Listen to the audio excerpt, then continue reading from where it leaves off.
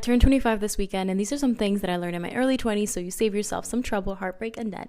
Number one, let friends flow in and out of your life. It doesn't have to always be a dramatic fallout. Let them flow in and out and lose that attachment to them, and trust me, you're going to attract even more people. Number two, if you don't vibe with someone and you're gaslighting yourself about reason as to why you don't like them, like, maybe I don't like them because I'm too insecure about myself or something, trust that vibe. Number three, careful with inner child healing because it has become a buzzword, especially when it comes to pursuing and doing things that you wanted to do as a kid. We evolve and we can change and we grow. And just because you're not pursuing being an astronaut or a dancer or a musician doesn't mean that you're not healing your inner child. It just means that your priorities have changed. Number four, talk about boundaries on the first day or date. It doesn't have to be a dramatic conversation or a whole list. It could simply be like, oh, by the way, I'm sorry that I didn't get back to you the other day. I'm just not a big texter, so I'll just get back to you whenever I can. Number five, before spending money, ask yourself, how will I feel about this purchase after the dopamine hit is gone? I used to love buying things, especially productivity things like stationery or things for my desk, because I would tell myself I'm going to be productive if I buy this. But then I would get home, the dopamine hit was done, I was crashing, and I would go back to my normal habits.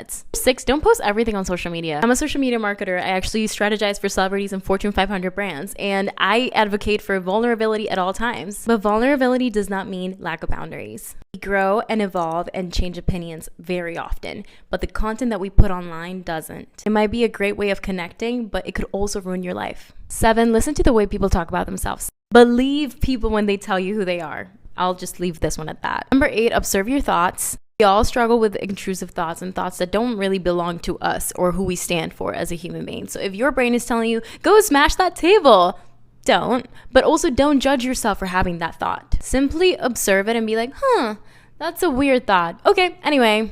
Number 9, you're not bad at it. You're just bad at the way that you do it.